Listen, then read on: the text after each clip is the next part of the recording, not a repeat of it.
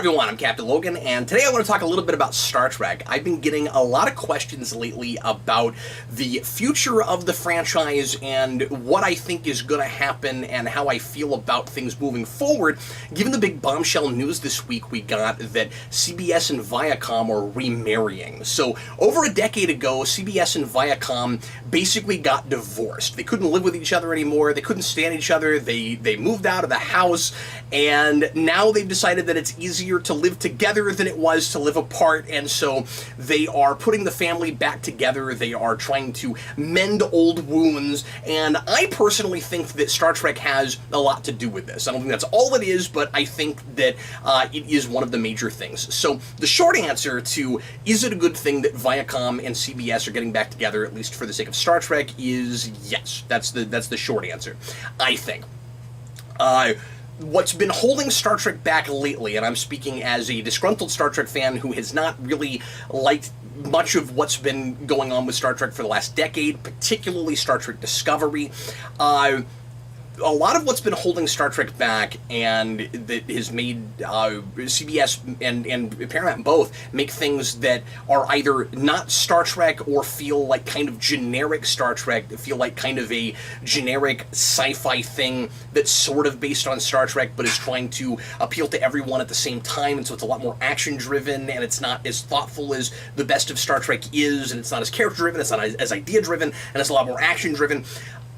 The biggest reason that all of that has been happening is because of merchandising wars, where you've got Paramount, who used to own Star Trek and could make whatever they wanted to. They had the rights to all of it. There wasn't this weird rights split thing.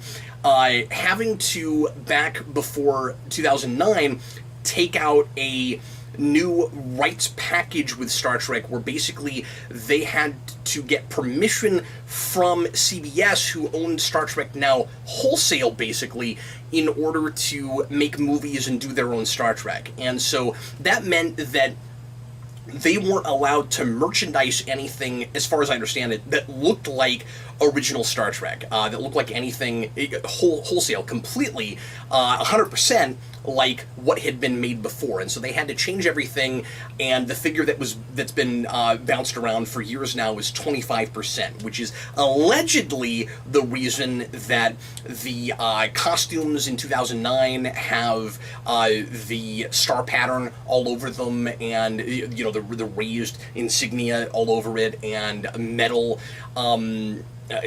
star pins, and that kind of thing. It wasn't just in rebooting and trying to appeal to the masses, although that was kind of the tactic they took since they couldn't just make more Star Trek. And it worked, at least for that movie, monetarily. That movie, of course, did pretty well. So the idea is Paramount had a Star Trek license, but they didn't have Star Trek. So and this is according to Midnight's Edge, and I take this with the YouTube channel, and I take this somewhat with a grain of salt, because I'm not always totally sure what their sources are, and sometimes they cite really credible sources, and sometimes I'm not totally sure where they're getting their information. So this is my source for this part of it. This is the channel that has most been talking about this, and I'm not seeing a lot of information from anybody else. So if you don't trust Midnight's Edge, you may not trust what I'm talking about, but this is the best I understand it. The idea, apparently, is that, by definition, and I've talked about this before, Star Trek 09 was not a reboot out of original continuity like we all thought it was, because the people making it didn't have the full-on rights to Star Trek in the first place.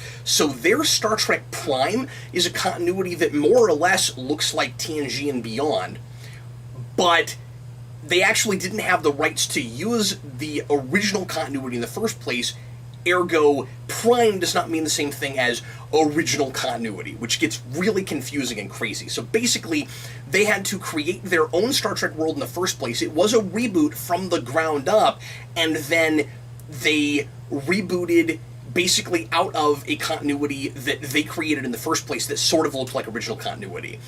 Is everybody with me? Can we follow this? Because it's really complicated and really strange. And the reason, again, that'll happen in the first place is because of merchandising rights issues. So it's not just, we're afraid if we do a thing that looks too much like what's been done before, if Spock looks completely like Spock, if Kirk looks completely like Kirk, etc., we're afraid that we're going to get sued. It's not about that. As much as it's about who gets to cash in on the merchandise. And so when Paramount created their own new Star Trek, they got all of the merchandise money for that. And if they made anything that looked, again, ostensibly, allegedly, more than 25%, or more than 75%, I guess, like the original continuity, anything in the original continuity, CBS would get the money for it. So they could put in anything they wanted to,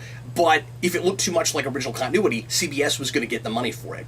And according, again, to Midnight's Edge, an example of this is in Star Trek Into Darkness. They had tribbles that just looked like tribbles. They didn't do anything special to them. They just looked like tribbles. So when they put out toys for those tribbles, CBS would have gotten the merchandising money for that. I don't know how true that is, but that's the claim they made, and it's really interesting. So regardless of... And CBS and Paramount have both been real hush-hush about this, so it's difficult to tell how much of the strategy lately for Star Trek has been because of merchandising rights, and how much of it has just been because of certain people put in charge who don't necessarily like or understand Star Trek or want to turn it into some other thing. So how much of this can you blame on strategies for merchandising, and how much of it can you blame on Kurtzman, and how much of it can you blame on Les Moonves, who used to be the head of CBS and is out now, and the new head seems to actually like Star Trek more and sees more of the potential in it, so hopefully that's a good thing. There was a changeover that happened that already could have been good for Star Trek. Getting Paramount back involved and together with CBS, and having it all 100% under one roof, where we don't have all these merchandise wars and we don't have percentages of Star Trek owned by different people, can only be a good thing provided the right people are put in charge. So the problem with Les Moonves was that he hated Star Trek, and he didn't really understand science fiction, and this was not a property he was really interested in, and so all CBS was doing was taking in the money from merchandising that was selling based on anything Star Trek besides the stuff Paramount was making. And that's all they were doing with Star Trek. And then after CBS decided to put together CBS All Access, he decided, okay, we've got this thing laying around that there is a fan base for, maybe we can try to force people to buy our streaming platform if we put it there. And as I've always said, the Star Trek Discovery only really existed to sell this streaming platform. And the people that were initially involved in that decision didn't understand Star Trek, didn't care about Star Trek, and were also micromanaging it like crazy. If only they had said, look, we want something to sell the streaming platform, we don't care what you do with the show, just make it something people will watch, we could have gotten a great show out of it anyway. It might not have mattered that that was the initial motivation behind the business of it, but the problem is they got their hands all in it and they didn't understand Star Trek. And so that's why it became, in my opinion, the insane train wreck that it is, and the almost unwatchable series that it is, and not really Star Trek, and just playing at being Star Trek. So moving forward, getting it all under one roof does not immediately solve every problem. You still have Alex Kurtzman involved, he's still showrunning Discovery, and I don't think moving forward Discovery is going to be the flagship Star Trek show. If Picard does the numbers I think it's likely to do, and of course it got a lot of people excited with that first trailer, and there's still skeptics, and I'm still skeptical of it to some degree as well, but I think a lot of people that don't usually watch Star Trek and haven't bothered with Discovery are going to come out of the woodwork for that, for some of the same reasons that people did with 09. There is going to be a nostalgia factor there, and you can't ride that wave forever. But if the show ends up being great, and if it's a little more character-driven, and if it's a little bit more thoughtful, but it isn't boring, moving forward from that, because they want to make more seasons of Picard, you're not going to have to hang too much on nostalgia. And so I think there's a base there that that's not watching the Star Trek that you have right now. But I think Picard has a lot of potential to bring in diehard Star Trek fans that have not liked Discovery and don't feel like it's Star Trek. And a lot of diehard Star Trek fans have been against what Paramount's been doing since the beginning, and then Discovery, which, let's remember, some of you guys might not know this, was made under the same deal that 2009 Star Trek was made under, even though CBS owned Star Trek and could ostensibly do whatever they wanted to. This is another thing that Midnight's Edge has talked about, and again, I don't know how true this is, but this was the big mystery for me for a long time. Why would CBS use the same rights package, the same thing that was under Bad Robot with 2009 Star Trek in their movies, when they don't have to make things 25% different? They can just make Star Trek and put it in the original continuity and do anything they want to with it, or they could reboot wholesale and make a completely different Star Trek. Why would you do that? Is it just some kind of synergy thing? Is it just to make it look like what the movies were doing? But then they progressively got less popular as they went along. So like, why exactly would you do that? And according to Midnight's Edge, the idea is CBS was not allowed to make a Star Trek TV show while Paramount was making stuff for 10 years, and that decade wasn't up yet. But I don't know when exactly the cutoff was. I don't know if it was this year, 2019, or if it was a couple of years ago. Was the cutoff when that movie came out, or was it when? Or sorry, did that clock start when that movie came out, or did that clock start when Abrams started making Star Trek 09? I have no idea, but curiously, it seems to be Kurtzman that's been pushing for Picard's aesthetic to look as much like 2009 Star Trek as possible, instead of trying to extrapolate on from, Voyager and Nemesis and beyond, because licensees apparently didn't want to back that project and merchandise it, and so they had to start futzing with it and push the release date back, which is why it's not coming out until the beginning of next year now.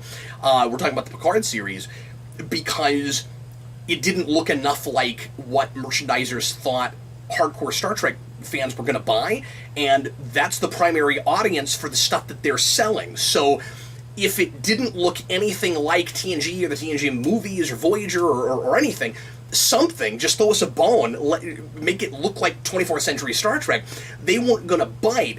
And the fact that they were able to go back and reshoot and have TNG era looking uniforms, which by the way is a little silly, because they kind of look like, from what we've seen so far, like just uniforms they had already, or costumes they had already, with a top put on them that is colored like the TNG tops of those uniforms, and it looks a little silly. But B, why would you go from the silver suits from TNG and then backpedal and go back to the TNG era uniform? So it's a little weird.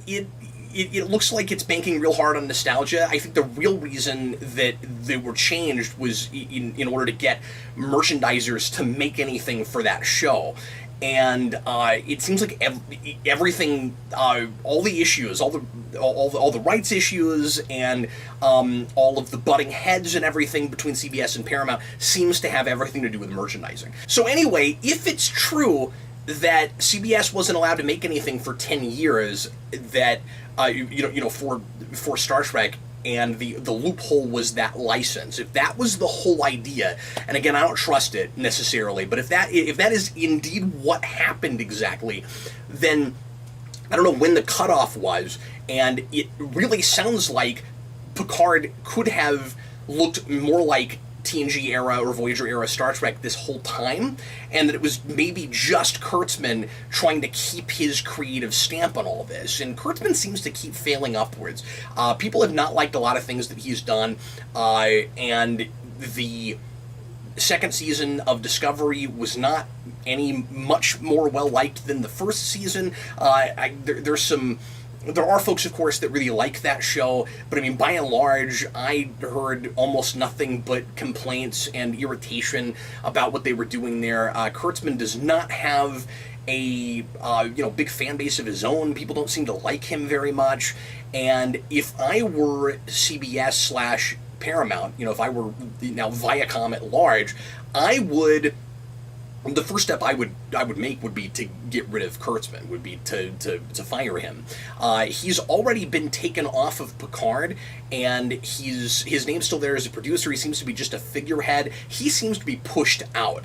And he's still being allowed, as far as I understand it, to show one Discovery, and I wonder how long that's going to last.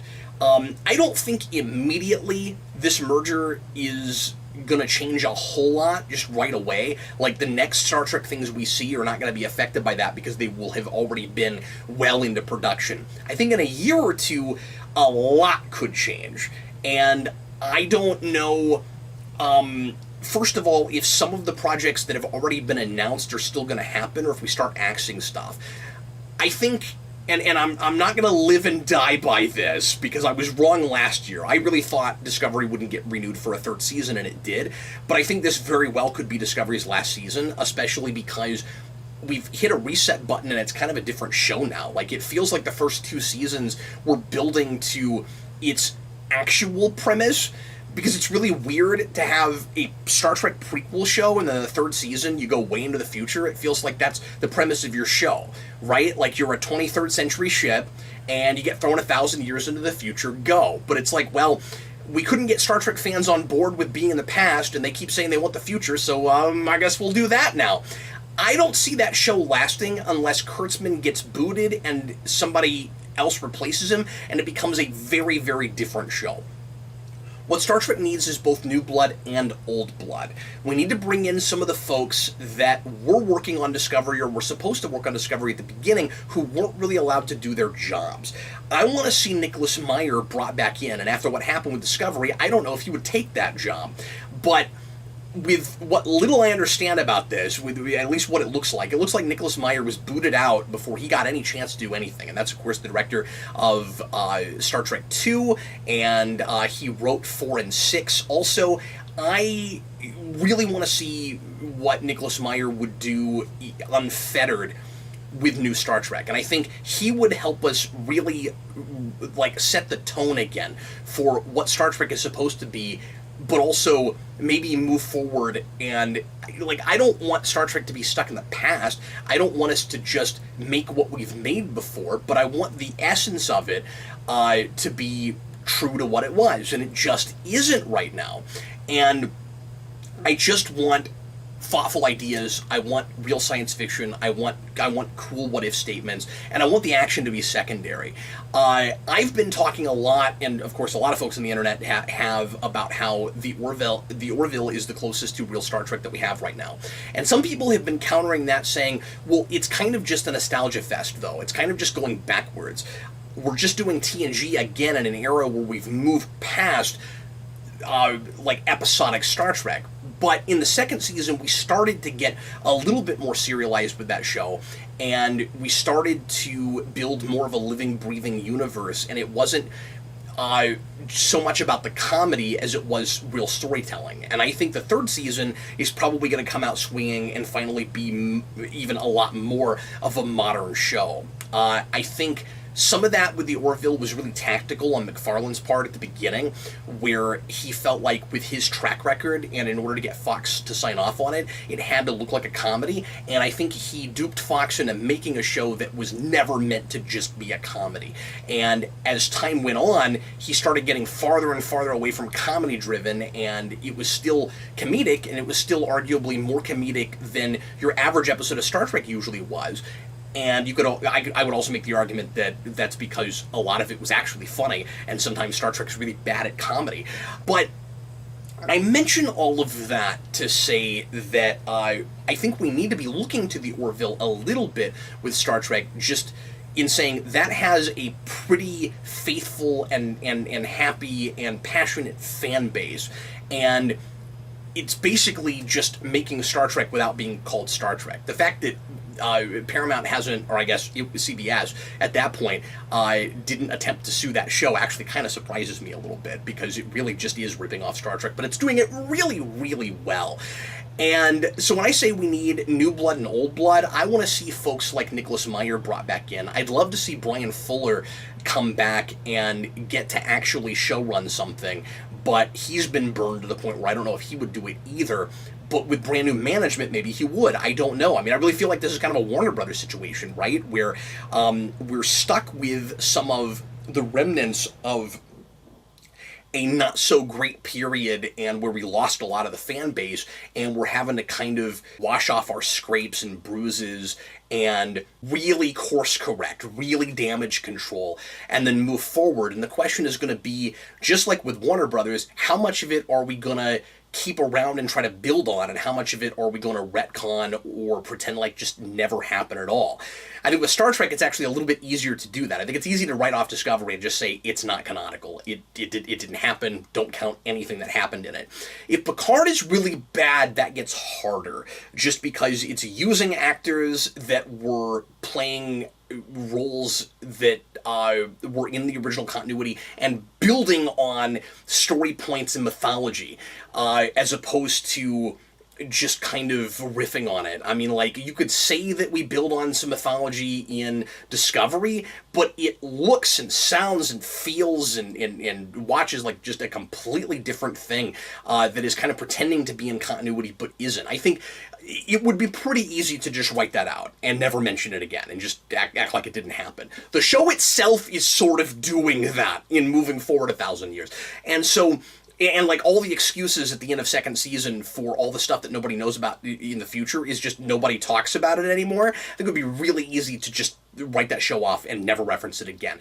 Picard, that's going to be a lot harder because of all the stuff that it's building on. And if it's good, I think it is a perfect, wonderful jumping off point to spin off other shows to get us into the 25th century and finally truly move forward. Not in just taking a big giant leap way, way into the future to make some other show that still probably won't be all that much like Star Trek, or will be like really sappy and filled with platitudes and just pretend like it's Star Trek and keep proving that it doesn't get it. But jumping off from Picard, we can finally give the fans what they've really been wanting, which is moving forward. And it's not just a matter of, well, if the fans want it, that's what you need to make. The fans want it because that's what Star Trek always was, and because we keep going backwards and it keeps not working. So, like, why not do that? I'm not saying you can't make a good Star Trek prequel. We just haven't really had one, besides arguably '09 and beyond to some degree. Most people agree Darkness is not great. But anyway, it just seems like to really freshen it up again, the big things you want to do are move forward. I'm going to recap some of the stuff I've said. Move forward, bring in some of the mainstays that really appreciate and get Star Trek. So Fuller potentially, Meyer potentially, some of the guys that are working on the Orville, either when that's over or simultaneous if they had time in between seasons or something, like Joe Manosky and guys like that. Bring in some new blood, like McFarlane. And McFarlane feels like a veteran now because I feel like I've been watching 2 seasons of his Star Trek. I think he would help really set us on the right path. And this is a thing years ago I never would have thought I'd say, but McFarlane's the guy. He should be the Kevin Feige of Star Trek. We should bring him in. And even if he's not writing scripts or running a show, he should be the guy getting all the ducks in the row for the shared universe. But I would love to see him make an actual Star Trek show, because looking at what he's been doing and creating his own continuity, I can only imagine what he would do with Star Trek. And his credentials are the best around now, and he's proven time and time again how passionate he is about Star Trek and how well he knows the continuity, and I don't know that there's a lot of people in Hollywood that know it as well as McFarlane does. So it might seem like the obvious thing to say, bring in McFarlane to fix Star Trek, but it's obvious because I think it's the right move. I don't see anybody with better credentials than him. And if you don't like his comedic sensibilities and you're worried about that, just go watch the big 2-parter from the middle of season 2, Orville, I think that might change your mind a little bit, because it's not a comedy episode, and it's, if you counted it as a Star Trek show, it's one of the best two-parters we ever had, and I think that it rivals Best of Both Worlds, and it's taking a lot from Best of Both Worlds, which is why I compare them. So those are the big three things that I think need to happen, and then I would either cancel I would just straight up cancel Discovery, because even if it gets really good, you're stuck with the baggage of what you had before, which is again that Warner Brothers problem, where we're out of the DCEU now, allegedly, but there's still baggage of it that we're always going to be stuck with, so it's always going to make things kind of awkward as we're using characters and actors that were in that continuity and using the same takes on them, like Aquaman, like Wonder Woman, like Harley Quinn. With Star Trek, again, I think Discovery is really easy to pave over and pretend like it never happened. So obviously, if it has to stay on, I want it to be good, but I think you're always going to be stuck with that baggage. Now, in being 1,000 years in the future, it would be pretty easy to right now just start making it a completely different show and write out the first 2 seasons in its own show, and that I would maybe be okay with. But the problem is you're still stuck with Kurtzman. He's still the guy making it. So if you had new blood right now, somebody else taking over the show, that could be something to get excited about. It would be really cool to see that cast, a number of them, which I think are some like really good actors and some of the best actors on television. Wouldn't it be great to get to see them play good scripts that are less sappy and more character driven, and where they don't just feel like mouthpieces for like really obvious ideas, really preachy things? Wouldn't that be great? I'd love to see that. But the big thing I think should be happening is what everybody thought Discovery was going to be in the first place, which is an anthology Star Trek show. Have your cake and eat it too. Go in and move. Like I said, we need to be moving forward, but after you've done that for a season or two, jump everywhere. Jump around. Do a Klingon season. Do a season about the eugenics wars. There's been talk about a Khan series, a Khan miniseries. I love that idea, especially if it's canonical, if it's in original Star Trek continuity. Obviously, canon. I always feel like I have to say this because there are always folks that say, but Cap, like, why is continuity so darn important to you? Doesn't good storytelling matter more? Yeah, it does, but the difficulty with something like Star Trek is it was such a living and breathing universe that was more or less pretty, especially compared to other things that have this many entries, right? Like, Star Trek has a lot of contradictions. It really does. There are mistakes. There are retcons. There are places where we just don't care. The Borg never made a lot of sense. Q never ultimately made a lot of sense. The big thing with the Borg that gets really funny is we don't even have to go to Enterprise before we start complaining about continuity mistakes with the Borg. You go to Voyager, and 7 of 9's parents went to find the Borg 10 years before Q introduced us to them. So how did they know about the Borg in the first place? And then the only real way I was ever able to reconcile that was Enterprise, was maybe they read some of the stuff that Cochrane wrote about First Contact that were told about in Regeneration, and they knew the Borg were out there, and so they went to try to find them. It was the best I could ever come up with. And then the question ends up being, okay, at that point, are we in a paved over timeline, or is it still the first timeline? It gets really complicated. So yeah, Star Trek had all kinds of continuity mistakes, but one of the things I always loved about it was that, by and large, it felt like a really tight universe, and things more or less tended to make sense. And we built on a lot of cool, continuity and mythology things all the time in Star Trek, and so to just throw it all out the window and say it doesn't matter, when Star Trek was, remember, supposed to be the history of the future, like, it was supposed to be a sort of a guess at our future with a positive future. So it's the world we live in, at least up through the 60s, and then after that, it becomes this really fun, fictional, again, living and breathing world. So I don't want to just discount all of the really cool and involved and intricate and complicated history that we have with all of that. And what you hear a lot of creators say when they come into Star Trek and they haven't worked on it before is it's overwhelming. There's so much stuff. You gotta go back and watch everything, and you gotta know everything. And isn't it better to be unfettered and not have to be shackled to that continuity. And yeah, but that's part of why you move forward. That's why TNG went forward 80 years. It didn't constantly go back to TOS stuff, but that all felt like it was still in the same universe. There are ways around it if you don't want to have to. If you think that's baggage, you don't want to have to deal with it. Create some new things. I'm not saying keep replaying Star Trek's greatest hits. That's been part of the problem with Star Trek for the last 10 years, is that we keep doing that. That's not what I'm talking about.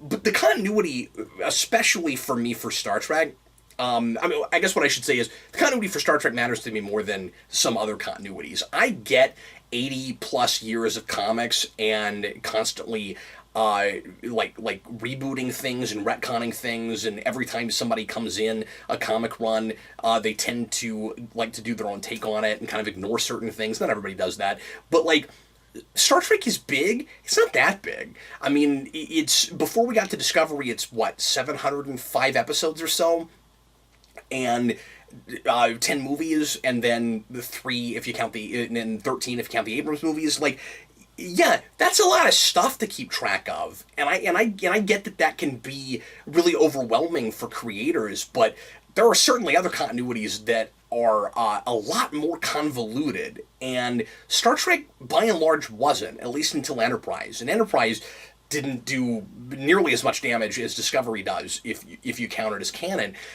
I just think, especially with Section 31 and stuff, the continuity was part of what I loved about Star Trek. As I've always said, if Discovery ignored all of that and was a great show, fine. Like, I could still enjoy that show. And I'll always kind of hate that we're in a rebooted continuity that will not acknowledge that it's a reboot. But if it did, then I would be fine. If it just said, okay, there's too much baggage, we're just going to start over. If that's what happens moving forward, if we do Picard and we say, okay, we got the nostalgia out of our system, and we're not gonna go back, and it would be sort of a shame. We're not gonna go back and reuse any old actors. We're not gonna go back to any old continuity. We're not gonna build on anything. We're just gonna start over. We're gonna do what New 52 should have done and really start from scratch. Okay, I mean, if we're not doing that to lower the bar and make it more least common denominator and make it just fluff pieces and actually tell some complex and serious stories, and make it idea driven, and you just want to be able to start completely over from scratch in order to do that, fine. But I want to know where I stand with it. That's the big thing, is that I never knew where I stood with Discovery. And I had that issue to some degree with Enterprise also, where that show only works. Because I've had folks complain before when I've said that have been like, well, Enterprise had a lot of continuity mistakes too. Like, why are you just dogging on Discovery? Discovery is a horse of a totally different color. Enterprise told you where you sat with it from the very beginning, in having most everything that didn't make sense or seemed to make sense about that show with what happens later with the rest of continuity was because of time travel, was because there's a temporal Cold War, which is silly, but that's what they did. They made their prequel the time travel show because, of course, that's what Berman and Braga did with it. But you had, aliens from the future or beings from the future meddling with the past, and it seemed to be repaving the timeline. It seemed to be making stuff happen before it was supposed to happen, making stuff happen that never happened. The Suliban were not supposed to be a big deal. They were supposed to be an isolated race that stayed on their planet, never got off the planet, but then Future Guy shows up and gives them genetic engineering technology and changes them, and then they become this big force in the galaxy. Same thing with the Zindi. Nothing was supposed to happen with them, apparently, but then you had the Sphere Builders who tell them that, who lie to them and say that humans are going to destroy them by, like, the 26th century or something, and so they go, okay, we got to go kill them first. It seemed to be a new timeline. And then when you get to the end of it, as much as I appreciate some of the things that Manny Koto did for that show, and season 4 is probably technically the best season that they made, instead of making it clear that you were in a brand new timeline and that it was a sequel that takes place in the past. Interesting how that keeps coming up with Star Trek prequel matter now.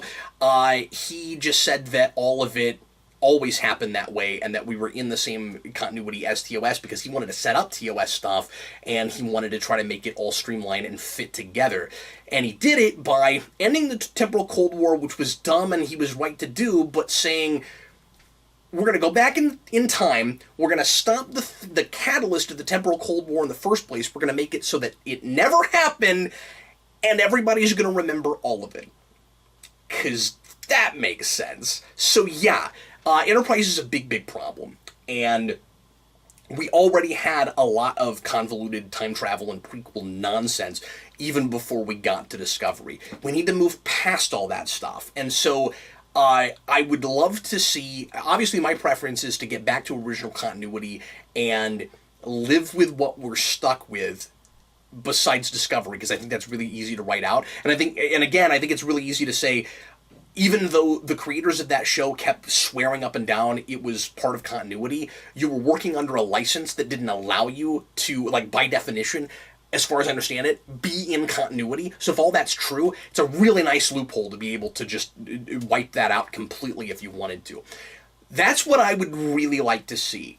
But barring that, yeah, reboot from the ground up, start over, and just be really, really smart and thoughtful and classy about it. But I think an anthology series is really in order. Because like I said, I think you can have your cake and eat it too. I think you can do all kinds of different fun stories. And the nice thing about an anthology show, and recasting a lot, is, and maybe bringing in different writing staffs for different seasons. Don't always make it by the same people. Basically, don't just make a Star Trek show. Just make a 8 to 10 to 12 episode movie every year or every couple of years. This is what Disney Plus is going to be doing with Star Wars and with Marvel. That's maybe what Star Trek should be doing, where we just make, like, I keep saying an anthology show, but it doesn't even have to be that. It doesn't even have to be called one thing and then we keep changing it. It could just be different Star Trek series that don't have multiple seasons. Why not? One of the big problems that a lot of regular, like, especially streaming shows have been having lately, and Netflix has been lamenting this a lot, is that people will stick around for the first couple seasons and then they kind of lose interest and they move on to something else, especially because we're so oversaturated with television right now and with genre stuff, and there's all this different stuff vying for our attention. So I don't think that that's disconnected from the fact that a lot of shows stop getting good after the second season, or even sometimes after the first season. And yeah, you do still have the thing that you did before sometimes, where you have a show that takes a little while to find its footing. More often, we write TV shows like movies in the first place, so you're seeing the decline in quality a lot because of sequelitis, because we had a great idea. The CW DC shows have this problem a lot. We had a great idea for the first season. We have for this one story we want to tell. We have no idea what we're doing after that, as opposed to we're just making an episodic TV show, and after we've made 30 episodes, we really know how to write this show now, and now it's good. I think a lot of people are still looking at television too much like television, too much like old school broadcast TV, and expecting shows to get better and being really surprised when they get worse. But if you think about it, it's much harder to do good sequels than it is to tell singular episodic stories and get better at making those as you go along and as your cast finds their footing for their characters, if you're going to keep them kind of stagnant and you're not going to let them change a lot as they go along. So where we're at right now is a lot of shows that will be on for 4, 5, 6, sometimes 8 seasons and get really, really, really abysmal by the end. If you do an anthology show, ostensibly, that's less likely to happen. Now, I know we've also had some of those that have not been good, and I think sometimes, like later on, where you'll have a great first season, and then after that, it's not so great. I've been hearing that Black Mirror has not been great lately. I heard about this with American Horror Story, I think was one. Like, a lot of these anthology shows don't stay great, and I think sometimes they maybe need new blood in the writing staff. I think, and also they need time to breathe. They need to not have to come out all the time. This is the British model for a lot of anthology shows, or shows that are basically miniseries with sequels, as opposed to a TV show that comes out every year, where it's on for 9 months and you're off for only a few, or only for 3. Why don't we make them more like movies. Why don't we make an 8-episode TV show and then see how it does, and then wait a year, and then get the band back together? And I realize with contracts and stuff, sometimes that can be difficult, but with an anthology show, it's easy because you just keep recasting all the time. Maybe you have connections between the seasons where there's like 1 or 2 actors that stick around and give it some connective tissue if you want it to be one show. Or you do what Disney Plus is doing with Star Wars, and you just have different shows run by different people that maybe don't have to be on forever. I realize The Mandalorian is already making a second season before anybody's seen the first, but I don't know that all of those shows are necessarily going to be multi-season shows. We're certainly not doing that with Marvel. I did not mean for this video to be this long, but suddenly I'm talking about the state of streaming again, and I just can't help myself. I think Star Trek is really likely to go that way, and so I think either an anthology show should be made, or we should do like singular seasons that are basically long movies. So anyway, those are some things I'd really like to see, and I think all of that is plausible. Even bringing in eventually, especially when the Orville is over, McFarlane, I think, is plausible. I would not be surprised if they didn't look at him, provided that the people in charge get and appreciate what Star Trek is and aren't just looking for a money grab cash cow like CBS was doing before under Les Moonves when they didn't like or get Star Trek. Putting it all back under one roof not only gets rid of the merchandising wars, but it also brings back the people at Paramount who did get Star Trek and like that property. And Paramount has been really kind of like needing a hit. They've been really needing more good franchises, and so they're not going to want, now that it's all under one roof, Star Trek to get away from them. And so I think you're going to see a lot more stuff soon. I just hope it's good. And I started talking about this earlier, and I didn't get back to it. One of the big questions, like I said earlier, is do we still make a lot of the shows that we've announced but we haven't done yet? Is that Nickelodeon cartoon show still going to happen? Probably so, because I think that it's pretty well underway now, and it's another studio making it. Really weird that that even ended up happening, but I guess we'll see if that ends up happening. I wouldn't worry too much about projects that were already announced and have been being worked on and are in the pipeline before this, and say when something comes out and it's bad in the next couple of years, oh, okay, I guess this means that merger didn't really mean anything. It may take a while before it really affects the quality of it, but I also think the quality of it is already likely to start improving as we're moving Kurtzman more and more to the sideline. I just hope that we get rid of him soon. And I hate to speak ill of anybody, I just don't think he's ever been the right guy for Star Trek. And I don't think he's a great writer. And it sounds like a lot of people, even inside the camp, are frustrated with him. So I'm not totally sure what the story is there, what the background is there, why he's been kept around, but I mean, it's time for him to leave, I think. And I just hope that CBS and Paramount put back together will be smarter about who they put in charge of Star Trek. I also hope that Bad Robot is no longer going to be involved, and since Abrams is going to be going to Warner Brothers now, I think there's a really good chance that that his company will drop Star Trek altogether now with this merger. I don't know. I guess we'll see. But anyway, leave your comments. Tell me what you think. By and large, I think this is nothing but good news. It doesn't necessarily mean utopia. It doesn't necessarily mean that Star Trek is going to get a utopian like positive Star Trek future. But the possibilities are open now. Anything could happen at this point, and we were kind of stuck before. And I didn't think there was any hope until this merger happened. And this happened way faster than I thought it would. There've been talk about this for quite a while, and I thought it might be another 6 months to a year. So I'm really excited it finally happened. And I'm hoping that if the next people making Star Trek stuff really want to do some, say, 25th century stuff and bring in some old blood as far as actors go, that all that starts to happen pretty soon, while more folks are still with us and still working and still active and able to do the job. Because there's been some real missed opportunity the last 10 years with stuff you could have done with some of those characters while you were, busy arguing about merchandise. So anyway, leave your comments, and thanks so much for watching. Sure appreciate you guys. I'll see you again next week on the Captain Logan Show, and lots more fun stuff coming your way here on Geekvolution. Once again, I was Captain Logan, and I'll see you again very shortly. Bye, folks.